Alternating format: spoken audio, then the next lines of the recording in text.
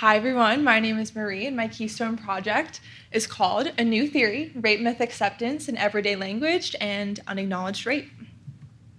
So first we're going to talk a little bit of background and we're going to dive into the scope of the situation of rape in the US as it stands currently. So right now, members of the LGBTQ+, racial minority, and differently able communities are all at an especially and disproportionately increased risk of being raped. 91% of survivors of rape are female, and 99% of perpetrators are male.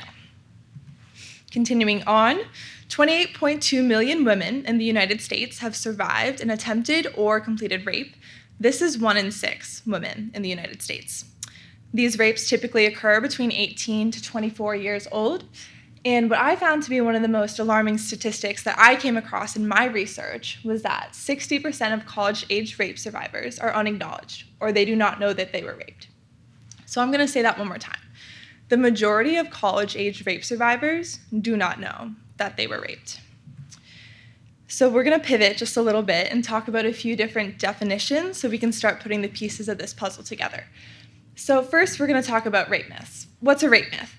Essentially, it's a false belief about rape that's often widely and persistently held in many different cultures and societies, certainly in the United States. An example of this would be the stranger monster myth. This addresses the who portion of a rape scenario, and it essentially dictates that a rapist is a stranger to the survivor or an inherently evil person like a monster. This is a myth for a reason. It's not true. Most rape survivors actually know their perpetrator in some way, shape, or form. Furthermore, we're going to dive into rape myth acceptance, or RMA.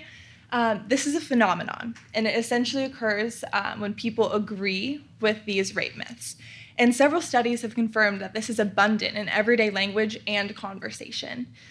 An example of this is you're walking down the hall, you overhear a conversation your friends are having about a party that happened last weekend. You hear someone say, "They're dating though, right?"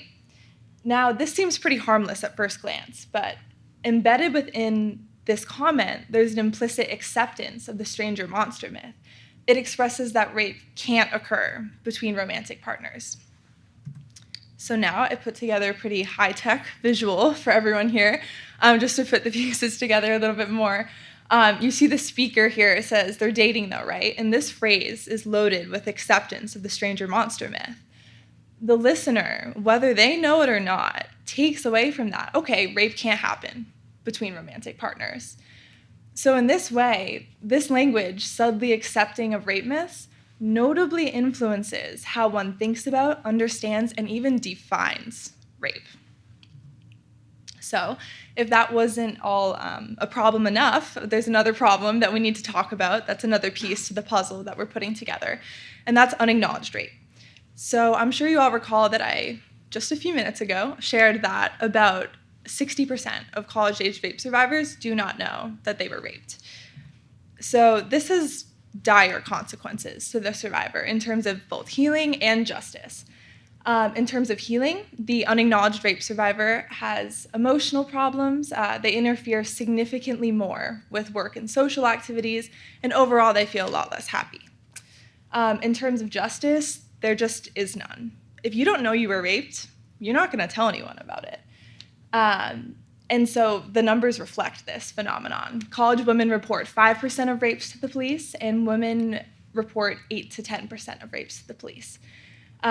So while obviously being an acknowledged rape survivor and knowing you were raped is by no means any kind of walk in the park, there are so many consequences of that.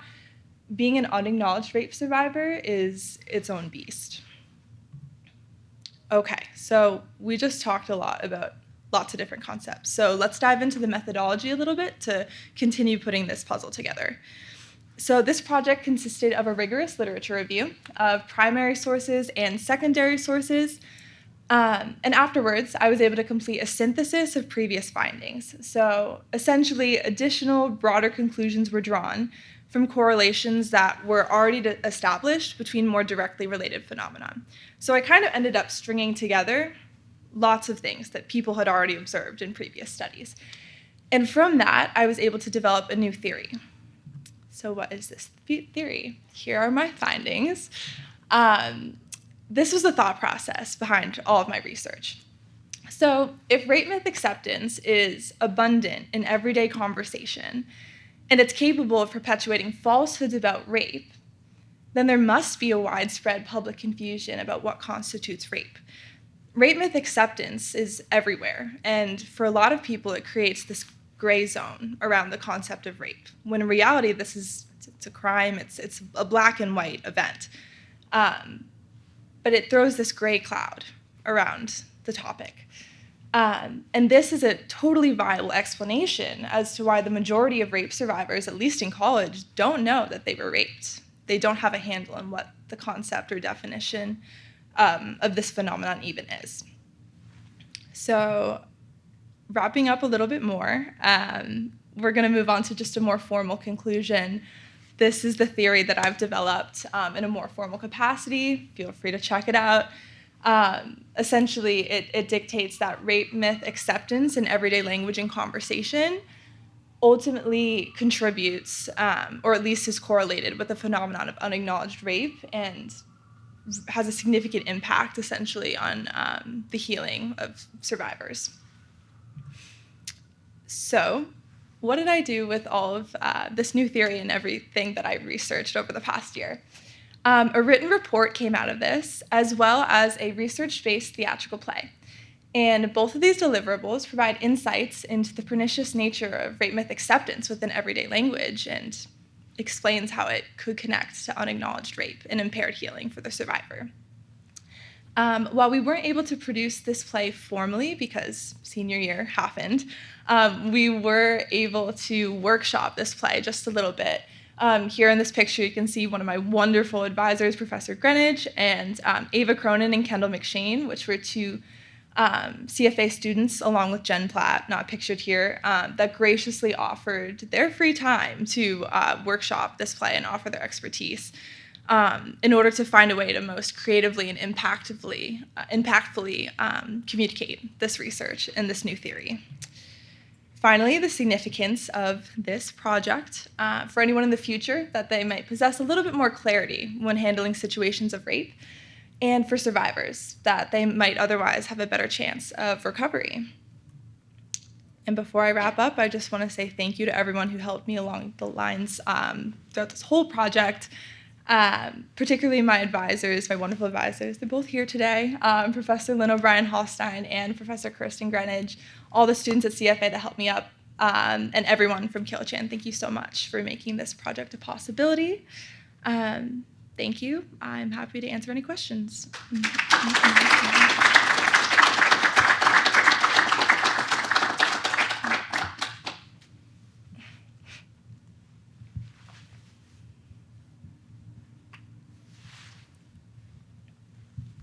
Hello, great presentation. Thanks, Ruby. Of course. Appreciate it. I was wondering, actually, so what do you believe in the sense of, do you think rape myths and rape myth acceptance is leading to a misunderstanding of what constitutes rape, or do you think that misunderstanding is what leads to rape myth acceptance?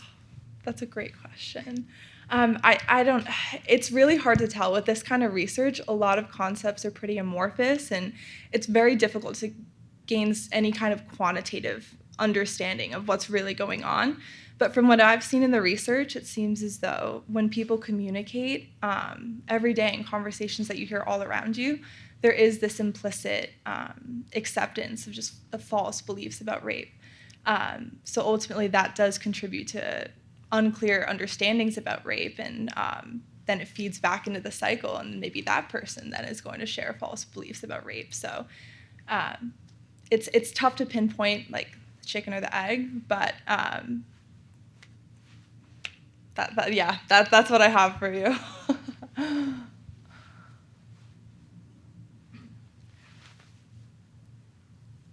Hello, great presentation. I was wondering if you found in any of your primary or secondary research what the information gap is for people who think they understand what rape is but aren't realizing what they're missing or where they're getting that gray area from. I guess more on that. Yeah, absolutely. One part of my research process that I really enjoyed was that I was able to dive in a lot more to different social media platforms. So as if I don't already spend enough time on things like TikTok. It was a little bit more of an unconventional approach, but in these ways you could see how people, especially people from like our age, understand rape and don't understand rape. And it seems as though there's a lot of confusion out there just generally.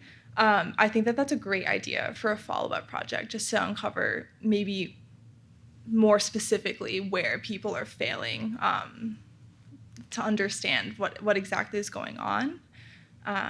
Yeah, maybe if I stuck around here another year, I could turn that one out.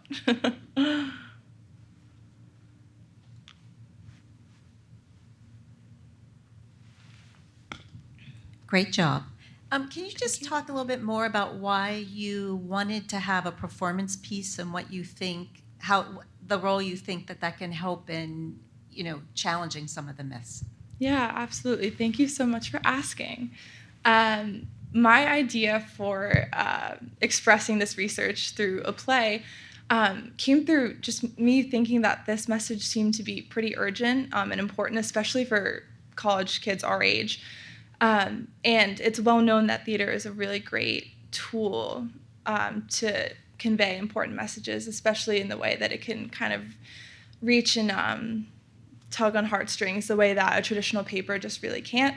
There's a lot more room for empathy building and the internalization of the message. So I was really fortunate to have been able to write a whole play and workshop it and work to more impactfully convey this message. Yeah, awesome. Thank you so much, everyone.